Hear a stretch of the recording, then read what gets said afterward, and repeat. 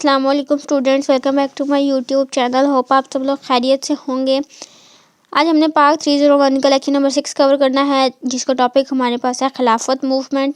Lecture शुरू करने से पहले मेरे चैनल को सब्सक्राइब करें एंड साथ साथ बेल आइकन को भी प्रेस करें, ताकि न्यू आने वाली वीडियोस या असाइनमेंट्स के सोल्यूशन आप लोग को जल्द से जल्द मिल जाएँ।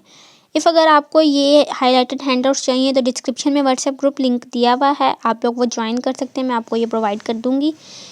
लेक्चर शुरू करते हैं। द खिलाफत मूवमेंट। खिलाफत मूवमेंट एक रिलीजियो पॉलिटिकल मूवमेंट है जो कि मुसलमानों ने ब्रिटिश इंडिया के ख़िलाफ़ चलाई थी। वो चाहते थे कि हिंदू चाहते थे कि जो उनके मुसलमानों के हॉली प्लेस है उनका जो कंट्रोल है वो हमारे पास आ जाए, लेकिन मुसलमान जो चाहते थे वो ये नहीं चाहते थे।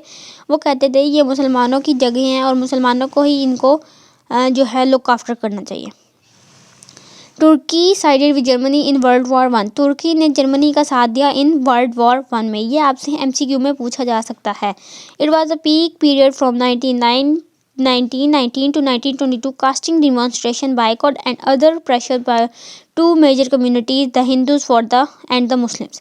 1919 से लेकर 1922 तक बहुत ही मुश्किल जो है हालात चल रहे थे। बहुत से बाइकॉट थे और बहुत प्रेशर थे इन दोनों कम्युनिटीज़ पे। इन दोनों कम्युनिटीज़ से मुराद हिंदू और मुसलमान हैं। देन जो है हमारे गोल्स क्या थे ये इस खिलाफत को चलाने के जी Ottoman Khilafat kept in intact, Ottoman Khilafat को लुक आफ्टर किया जाएगा। Territorial solidarity of Turkey will be preserve. उनकी जो तुर्की की जो है इसको उर्दू में मुझे वर्ड नहीं याद आ रहा, उसको जो है क्या कहते हैं ध्यान रखा जाएगा, उसको उसकी हिफाजत की जाएगी। Control of the places should not be given to non Muslim. Holy places का जो कंट्रोल है वो नॉन मुस्लिम्स को नहीं दिया जाएगा। देन हमें डायमेंशंस बताए हुए हैं। डायमेंशंस में इतना इंपॉर्टेंट कुछ भी नहीं है। Protest in India. All India Khilafat committee was formed at Mumbai in July 1919। All India Khilafat committee जो है वो 1998 में मुंबई में बनाई गई थी। ये एमसीक्यू में पूछ सकते हैं आपसे। The first Khilafat conference at Delhi in November 1919 was arranged in which the Congress leaders like Gandhi and Nehru participated. इसमें जो है 1919 में जो कांग्रेस लीडर्स जो कॉन्फ्रेंस में आए थे दिल्ली में, उसमें गांधी और नेहरू ने भी पार्टिसिपेट किया था। अब इसमें कौन कौन से स्टेप अनाउंस हुए थे। नो पार्टिसिपेशन विक्ट्री सेलिब्रेट, कि कोई भी फतह की जो जीत है वो सेलिब्रेट नहीं की जाएगी। Boycott of British goods, British की जो चीज़ें हैं उनका बाइकॉट किया जाएगा। नॉन कोऑपरेशन विद गवर्नमेंट, के गवर्नमेंट के साथ कोऑपरेट नहीं किया जाएगा। और दूसरी खिलाफत कम्युनिटी जो कि अमृतसर के नाम से भी मशहूर है, वो 1919 दिसंबर में शुरू हुई थी, ठीक है। और इसमें मौलाना मोहम्मद अली और शौकत अली ने जो है सेशन जो है ज्वाइन किया था जब वो जेल से आज़ाद हुए थे। अब आपसे एमसीक्यू में पूछ सकते हैं कि जेल से आज़ाद होने के बाद कौन से दो लोग थे जिन्होंने दूसरी जो खिलाफत कॉन्फ्रेंस थी उसमें हिस्सा लिया था। फिर 1920 में जनवरी में Mohammad Ali Ansari led a delegation into viceroy while Maulana Mohammad Ali Jauhar to Europe. 1920 में मोहम्मद अंसारी जो हैं वो वाइसरॉय के पास जो है डेलीगेशन लेके गए थे, वफ्द भेजा था उन्होंने, ठीक है।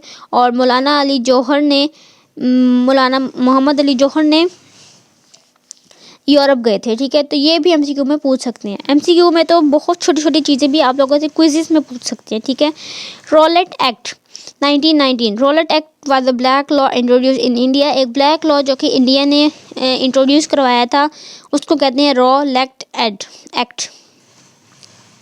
और ये क्या था, ये था just as letters D Cachet. ये एक फ्रेंच वर्ड है, ठीक है, लेटर्स डी कैचेट। सॉरी ये हाईलाइट नहीं हो रहा, ये ठीक है, ये वर्ड था, फ्रेंच वर्ड था। तो ये आपसे पूछ सकते हैं कि ये वर्ड कौन सी ज़बान का वर्ड है, एमसीक्यू में पूछ सकते हैं। जालियांवाला बाग इंसिडेंट अप्रैल।